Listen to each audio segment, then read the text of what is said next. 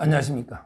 오늘은 이제 이철우 경북도지사님, 제가 정말 존경하는 정치인인데, 이분은 이제 김천에서 국회의원을 3번 하고요.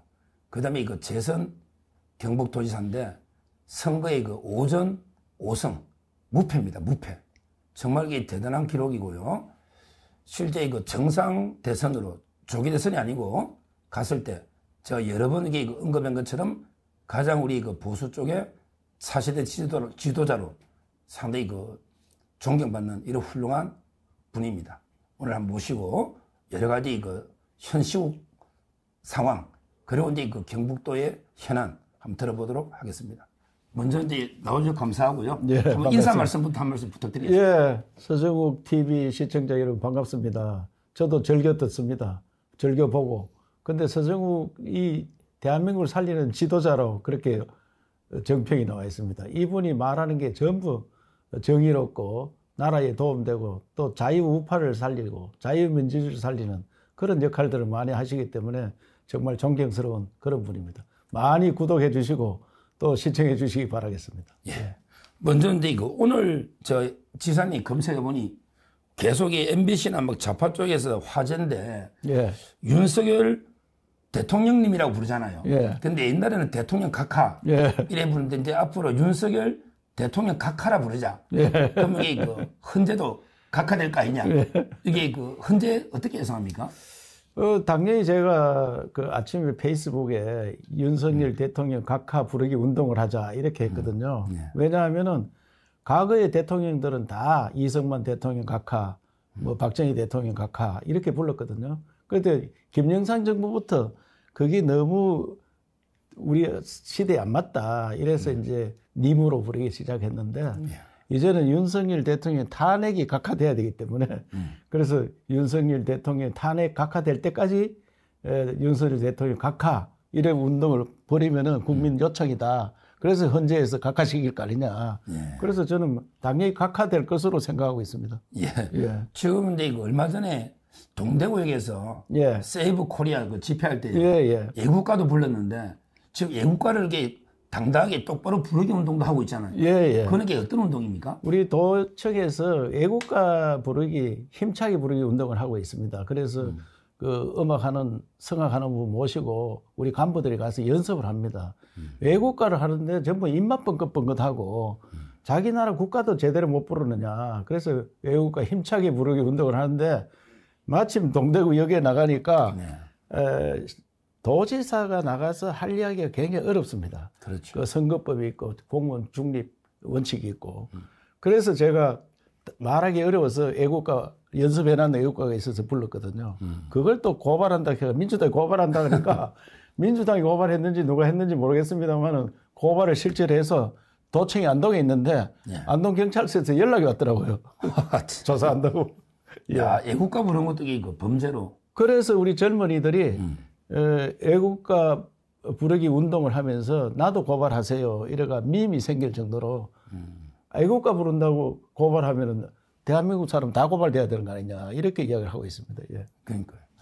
그러면 이제 본격적으로 지금 우리 지사님이 계속 주장하는 게 이번에 탄핵 각하나 또는 기각돼 가지고 윤석열 대통령이 복귀하면 윤석열 대통령 이제 시즌 2.0 시대 이걸 열자. 이게 가장 와닿는데 이거는 어떤 의미로 보면 됩니까? 저는 이번에 윤석열 대통령 계엄을 내란몰이, 내란죄 이걸 했다 하는 것이 사상전에 걸렸다. 대통령이 현직에 있으면서 내란이란 권력을 잡기 위해서 하는 건데 내란 반란을 권력 잡기 위해서 하잖아요. 권력 있는 사람이 무슨 내란을 하느냐. 그래서 대통령이 내란죄가 아니면 다스릴 수 없으니까 이걸 미리 연구했다가 덫에 걸었는 거예요. 그걸 언론에서 모두 받아서 내란죄로 처벌하자 이렇게 걸려들었는데 제가 경상북도 도지사람에서 하도 답답해서 사상전이 어떤 거다. 이걸 국회에서 기자회견을 한번 했습니다. 거기에 걸려들었다. 그렇기 때문에 이것은 이제 국민들이 알게 되었고 젊은 청년들이 알게 되어서 중앙지법에서 그걸 풀어줬잖아요. 석방시키 줬잖아요. 그렇게 헌법재판소에도 굉장히 고민이 많을 거예요. 이 자체가 아무런 죄가 없는 사람을 탄핵을 해놓은 거 아니에요, 지금. 그렇기 때문에 탄핵이 당연히 각하가 될 거고, 각하가 되면 대통령이 돌아오면은 윤 대통령 시대 2.0 시대를 열자. 트럼프가 2.0이라고 하잖아요. 예, 예. 그러면 윤석열 2.0, 트럼프 2.0 둘이가 맞짱 뜨면은 우리가 얻어먹을 게 많잖아요. 그래, 그런 대통령을 보내서 대한민국을 살려야 된다. 그래서 2.0 시대를 열자 이렇게 이야기를 했습니다. 예. 지금 이제 트럼프 대통령이 이야기했는데 지금 이재명 민주당 대표가요. 예. 처음에 탄핵 사유 중에 한국하고 한미일 예. 이런 공조, 그래, 이게 북중러하고 뭐 서로 적대적인 이런 게 있었잖아요. 예. 이거 보면 제가 보기에 트럼프 대통령은 이재명 세세 외교를 하거든요. 인정 안 할 거고 또 이게 북한에 800만 불 준 거는 게 독자적 제재 위반도 되잖아요. 그렇죠. 앞으로 트럼프 대통령은 윤 대통령하고 이재명 사이에서 어떤 행보를 할까요? 그러면 불을 보듯이 뻔합니다. 미국은 중국을 봉쇄하는 게 제1 목적입니다. 중국을 봉쇄하는 게. 중국과 가까이 지내는 것은 모두가 다 처벌하게 되어 있어요.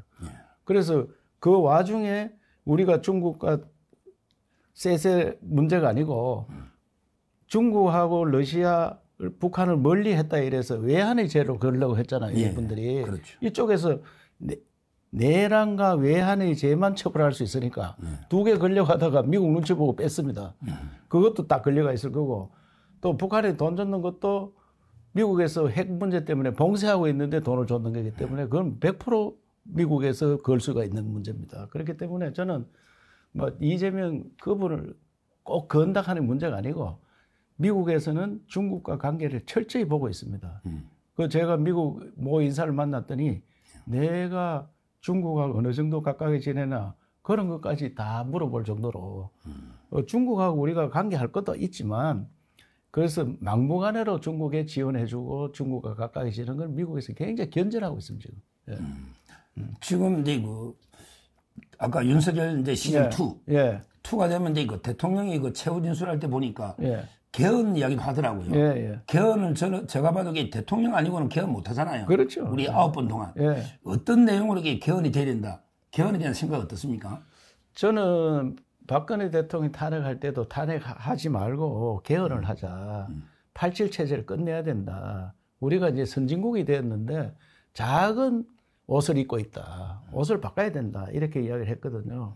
그래서 20대 국회에서 제가 개헌특위 우리 당 간사를 했고 저쪽에서는 이인영 의원이 했습니다만 개헌은 헌법 바꾸는 안을 많이 만들었었어요. 그래서 어떤 개헌을 할 거냐. 제일 중요한 건 분권입니다. 국회가 제가 3번 국회를 할 때 국회에 힘이 별로 없었어요. 양당이 세력이 비슷비슷했을 때는 한 당이 일당 독점이 되니까 이렇게 힘이 센 제왕적 국회는 처음 봤거든요. 국회 권한을 분권해야 됩니다. 양원제 해서 상원은 미국처럼 지역 대표를 뽑아서 하원에 통과된 거를 상원에 통과되도록 하면은 이와 같이 막무가내 법은 안 나올 거예요. 그 다음에 대통령 권한도 좀 줄이고 더 중요한 것은 제가 도지사를 해보니까 지방의 권한이 없어요. 지방 분권. 이래서 분권 개헌하는 게 좋겠다 이렇게 생각합니다. 그럼 이제 국회도 양원으로 대통령도 권한을 좀 제한하고 그 대통령 권한 권한을 지방으로 내려주는 거예요. 지방. 그 중앙 정부에 있는 권한을 중앙 정부는 쉽게 하면 정책만 수립하고 지방에서 집행할 수 있도록. 그것이 대통령 권한이에요. 중앙에 있는 게. 그래서 내려주는 게 좋겠다 이렇게 생각합니다. 근데 뭐 지금 이재명 대표나 역대 보면 가장 1위 달리는 후보들은요. 자기는 5년 다 해먹고 개헌하려니까 이재명 대표도 개헌에 대해서는 반응이 없거든요. 이재명 대표가 과연 개헌에 동의할까요? 지난번에도 여야 합의로 개헌이 특위가 만들어져가 해다가 탄핵이 이루어지니까 바로 돌아섰거든요. 왜냐하면은 따놓은 당상이니까 이재명 대표도 지금 따놓은 당상으로 생각하니까 개헌 안 한다고 하죠. 그러니까요. 그 지난번하고 똑같은 현상이 벌어지는 겁니다. 그래서 나라 체제를 바꾸기 위해서 우리 옷을 맞는 옷을 입기 위해서 이제 선진국에 맞는 옷을 입어야 되거든요. 옷을 새로 맞춰야 되는데 맞추려면 현 대통령이 해야 되기 때문에 윤석열 2.0 시대에 열어서 해야 됩니다. 그게 나라를 위한 길입니다. 이거는 제가 개인 확인 질문인데 제가 들은 이야기인데 윤 대통령이 한덕수 총리 오래 했잖아요. 차기에 총리를 교체하려 했잖아요. 아마 제가 알기로 윤 대통령이 지사님을 참 좋아해가지고 그 차기 총리로 계속 검토한다는 이야기를 들었거든요. 그러면 이게 윤석열 시즌 2에는 총리로 갈 수도 있습니다. 그래서 한번 이야기 솔직하게 한번. 솔직히 제가 페루의 그 에이펙을 작년 11월 14, 15일 하는데 대통령께서 같이 가자 같이 갔습니다. 그때 최상목, 뭐 안덕근 장관들, 또 용산에 있는 신원식, 그다음에 성태윤, 그 안덕근 이런 참모들 그분들과 다 같이 가면서 여러 가지 이야기 가운데 나라를 어떻게 할 거냐 하면서 저보고 많은 이야기를 했는데 제가 공개적으로 이야기하기는 곤란합니다만은 저하고 같이 했으면 좋겠다는 뜻을 분명히 해주었는데 저는 사실 연말에 개엄하기 전에 그 청문회 준비해야 되는 거 아니냐 생각을 했었는데 연말에 예, 연말에 개엄 안 했으면 이게 총리로 그래서 준비를 그 정도까지 있었지만 저는 한 번도 공개를 한 적이 없고 이런 말은 대통령께서 이야기해야 되기 때문에 그렇죠. 예, 그런 어떤 일이 어떻게 벌어질지 모르지만 언제든지 나라에서 부르면 나라를 위해서 불구덩이라도 더 가야 된다는 각오를 가지고 있다는 말씀을 드리겠습니다. 예. 그럼 이게 어차피 뭐 총리 얘기 놓으니까 지금 최상목 대행 있잖아요. 예. 일부에서는 이제 뭐 헌재 재판관 2명 임명하고 그래서 이제 그 배신한 거 아니냐. 좀 대통령 측에 좀 섭섭하게 생각하고 있다. 이런 게 이야기도 있고요. 또 어떤 사람에게 많이 임명 영리하게 잘 안 하고 있다. 예. 이런 게 평가가 있는데 최상목 대행에 대해서 솔직하게 어떻게 평가하는지 한 몇 점 정도 줄 수 있는지. 저도 예. 여러 차례 같이 다니고 이제 뭐 용산에 그 수석이 있을 때나 장관으로 갔을 때나 부총리 할 때나 이래 만나 보면은 굉장히 성품 온화하고 능력 있고 그 수석 졸업생 아닙니까? 그리고 대통령께서도 굉장히 신임하고 그리고 제가 같이 있어 보면은 서로 웃고 일 잘하고 굉장히 두터운 관계로 알고 있습니다. 그런데 그때 임명을 두 사람 했을 때 저도 실망을 했었지만 본인은 경제만 생각했기 때문에 그런 판단을 했는 거 아니냐. 우리처럼 정치를 해보고 많이 부딪히고 온 사람 같으면 그게 말이 되느냐. 너들은 이때까지 헌법재판관 추천도 안 했잖아. 75일간 비워놨는데 왜 갑자기 하락하는 얘기야. 그렇잖아요. 그렇죠. 아니, 지금 방송통신위원회도 추천 안 하잖아, 지금. 예. 안 하고 지금 갑자기 또 일 생기면 자기들이 잡으면 바로 할 거예요, 또. 그 너가 그래 했는데 좀 기다려라. 75일 기다리자. 할 수 있었는데 경제만 생각하니까 그렇게 결정을 했는 것 같은데 사람은 훌륭한 사람이에요. 제가 뭐 옆에서 보면 사람만 훌륭하고 임명은 잘못됐다는 거죠. 글쎄 정치인 같으면 안 했겠죠. 예, 정치인 같으면. 그건 정치인이 아니잖아. 예. 그럼 이게 한 명 더 평가 물어보면요. 예. 저는 이번 사태의 그 탄핵이나 또 내란 프레임 이게 가장 큰 문제가 그 한동훈 전 대표 있잖아요. 예. 이분이 탄핵도 주도했고요. 예. 대통령 뭐 하야라부터 이랬잖아요. 예. 한동훈 대표에 대해서는 어떻게 생각하십니까? 제가 그 국회에서 사상전에 대해서 설명을 하고 쭉 했더니 한동훈이 뭐 책 썼는데 묻더라고요. 그래서 내가 언급할 가치도 없다 이렇게 이야기했더니 뭐 그런데 사실 저는 우선에 대한민국을 살아가면서 자기를 키워준 사람을 배신하는 이게 가장 나쁜 사람들 아니에요? 그렇죠. 의리 없이 배신하고 그래서 이번에 가장 안 좋은 게 내란이라고 했잖아요. 예. 내란. 사실 내란을 했기 때문에 했는 말 때문에 온 국민이 그에 말려들어 있습니다. 예. 그런데 그것을 바로 한동훈 대표도 그래 이야기하더라고요. 자기가 판단해야지 이게 내란 아니다. 이렇게 해서 했는데 그거 말려들었는지 자기가 알고 했는지 잘 모르겠지만 그건 너무 명백하게 잘못된 행위입니다. 그걸 또 탄핵 찬성하는 행위. 그건 역사의 그 죄인으로 남을 거예요. 예. 예. 지금 이제 이번에도 한동훈 대표 실망했겠지만 저번 전당대회 할 때 예. 그 대구 왔는데 홍준표 시장도 안 만나주고 지사도 안 만나잖아. 그럼 옛날부터 한동훈 대표 감정이 좀 아니 감정이 아니고 그때 예. 저는 왜 그랬냐면 왜 안 만났습니까? 그때 최상병 특검을 받겠다 이렇게 이야기를 했거든요. 최상병은 우리 지역에 와서 그때 사고가 났습니다. 제가 너무 잘 압니다. 그런데 특검을 한다는 이유는 그 대통령을 겨냥한 거지 변호사를 바꾼다 해가지고 누가 추천한다 해가 문제가 아니다. 그래서 한동훈이 하는 거 보니까 정치인이 아니다 그는. 그래서 아직 공부 좀 더 해야 된다. 내가 이렇게 이야기했거든요. 그러니까 그게 일파만파가 됐던데 사실상은 저는 최상병 특검 자체가 필요가 없는 겁니다. 그는. 그래서 특검을 받는다 하는 자체가 대통령을 겨냥한 걸 모르고 있느냐, 알고 하느냐. 그래서 제가 볼 땐 그 사람 모르는 것 같아요. 저는 뭐 저에 대해서는 아직 관심이 없고요.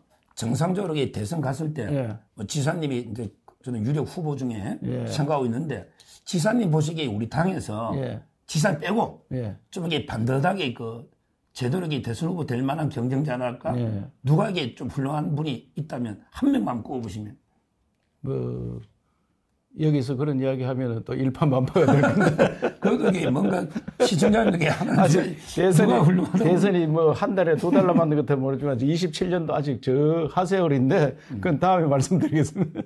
그렇습니다. 하세월입니다. 그건. 예. 그러면 이게 뭐 혹시 홍준표 시장에 대해서는 뭐 라이벌로 시키는 건 없습니까? 대구 경북이다 보니까. 지난번에 대선에 할 때 문재인하고 선거할 때 제가 사무총장으로서 선거대책본부장을 모셨잖아요. 네. 그런데 저는 뭐 여기서 평가는 안 하겠습니다만은 다 이미 실력이 알려진 거 아니냐 그런 생각합니다. 예. 지금 저번에 복귀를 해보면요. 대통령이 힘들 때 예.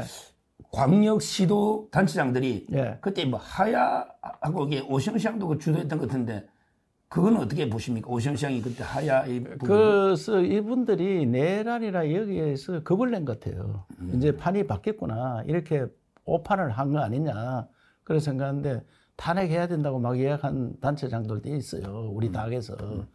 그래서 말이 되느냐. 지난번 박근혜 탄핵 때문에 탄핵해야 된다 한 사람이 나중에 빛이 다 사라지더라고요. 결국은 지조를 지켜야 됩니다. 지조를. 아니 대통령 우리가 뽑은 대통령 우리가 내쫓는 게 말이 되느냐 이야. 그것은 근본이 틀린 사람들이다. 그런 생각합니다. 예. 예. 한 분만 더 물어볼게요. 예. 지금 이제 보수 쪽에 1위는요. 예. 김문수 장관이요. 예, 예. 요즘 이게 갑자기 떠가지고 예. 1위 달리고 있거든요. 예. 혹시 이게 김문수 장관 인연이나 뭐 어떻게 평가하시는지? 잘하는 형님이죠. 그런데 그분이 갑자기 뜬 건 아니고 뭐 국회의원도 3번 하고 지사도 2번 하고 또 대통령 후보도 나왔었고 우리 당 후보로 여러 번 그런 인연들이 있기 때문에 우리 자유우파에서 그동안 답답했는데 좀 바른 소리를 하고 제대로 이야기를 하니까 좀 카타르시스나 이런 걸 좀 느낀 것 같아요. 느낀 것 같은데 어느 정도 시간이 지나까지 계속 될지는 모르지만 현재는 자유우파를 즐겁게 해주는 마음을 편하게 해주는 그런 분이라 생각합니다. 예.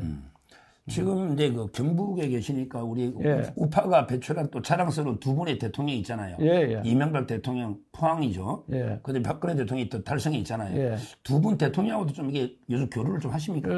이명박 대통령께서는 도청에 와서 특강도 하고 가셨고, 저하고 또 같은 집안이고 이런 인연이 있고요.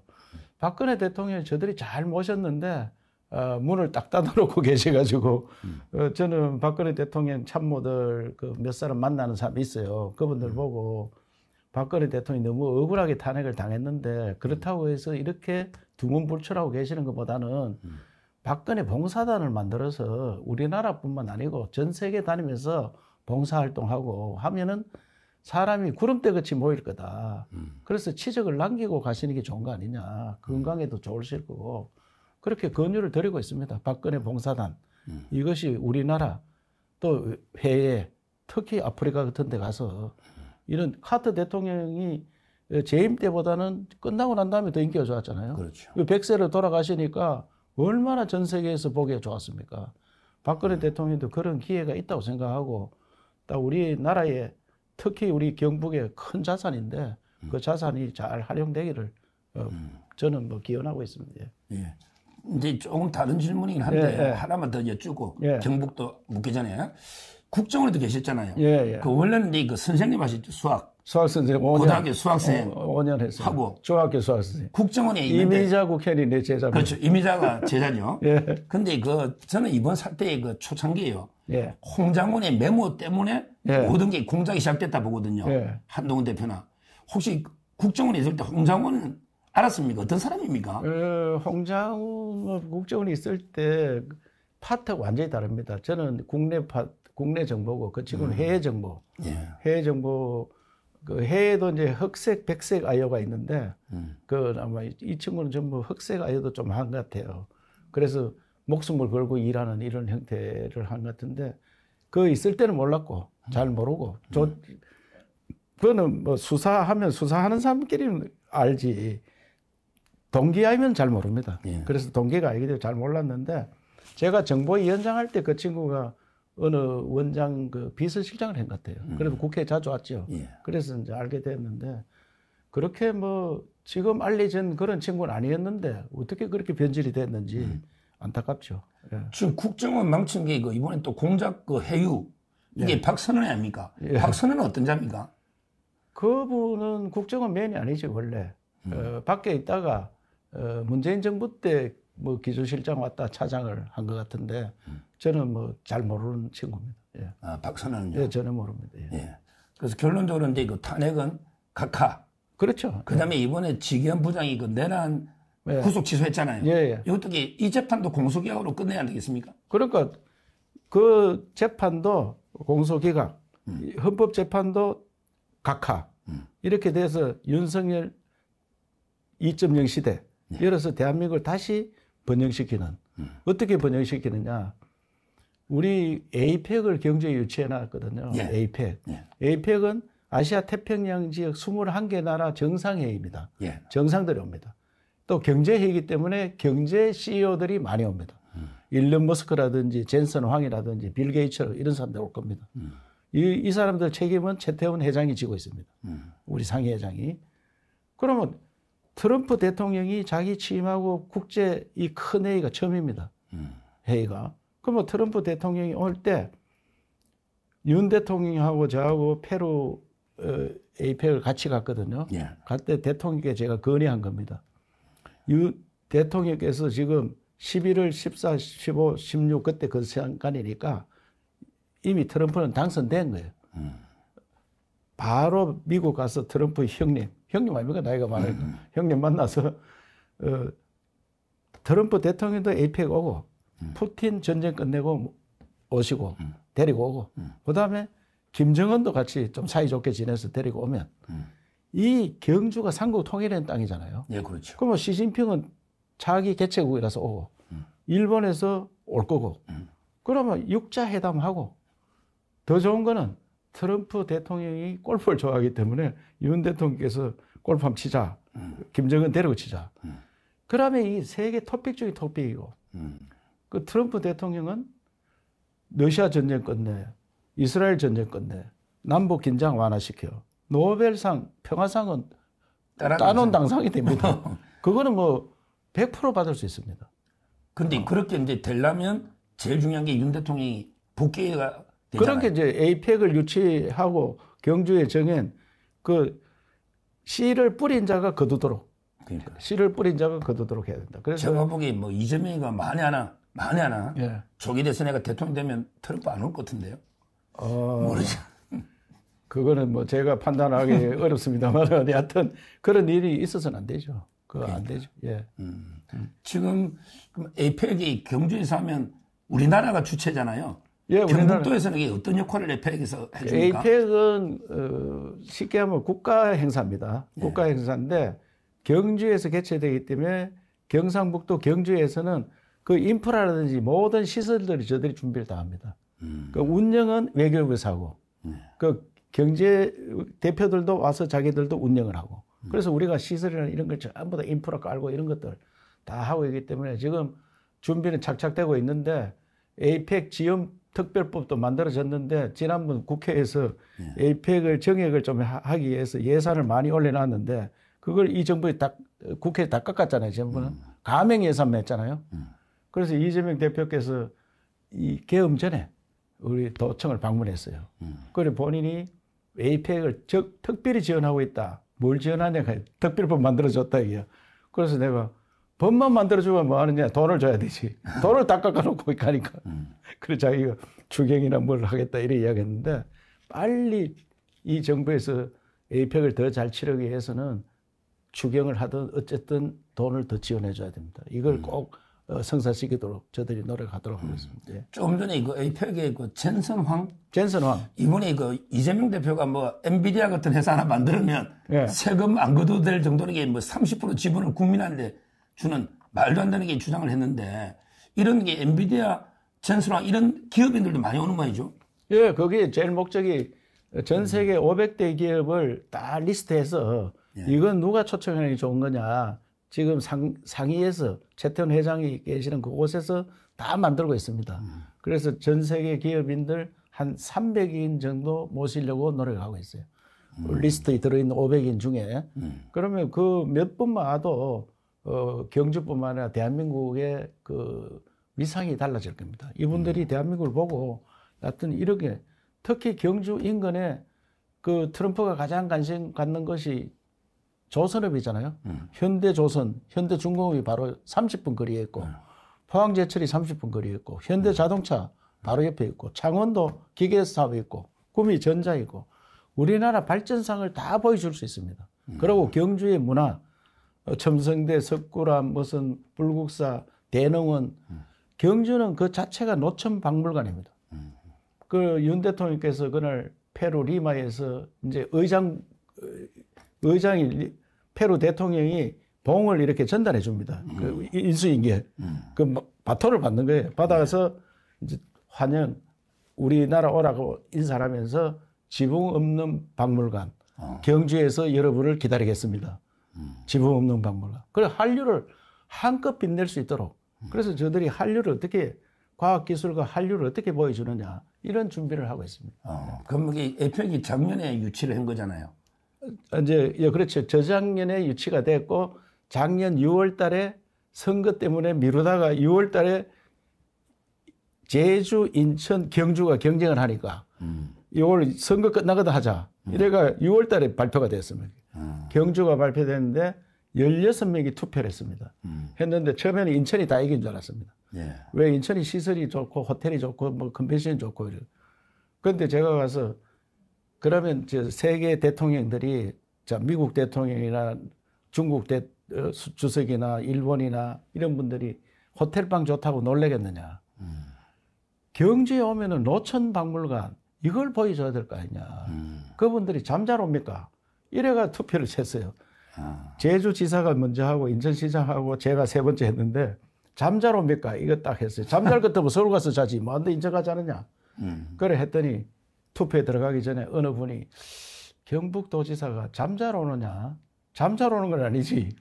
그래 투표가 우리가 16표 중에 13표 받고 제주 2표, 인천 1표. 그럼 이게 경주라는 거는 지사님의 공이 1등? 아니지. 경주에 우리 조상들이 이런 문화를 만들어가. 문화를. 한류. 그래, 세계 문화유산이 경주가 전체가 세계 문화유산입니다.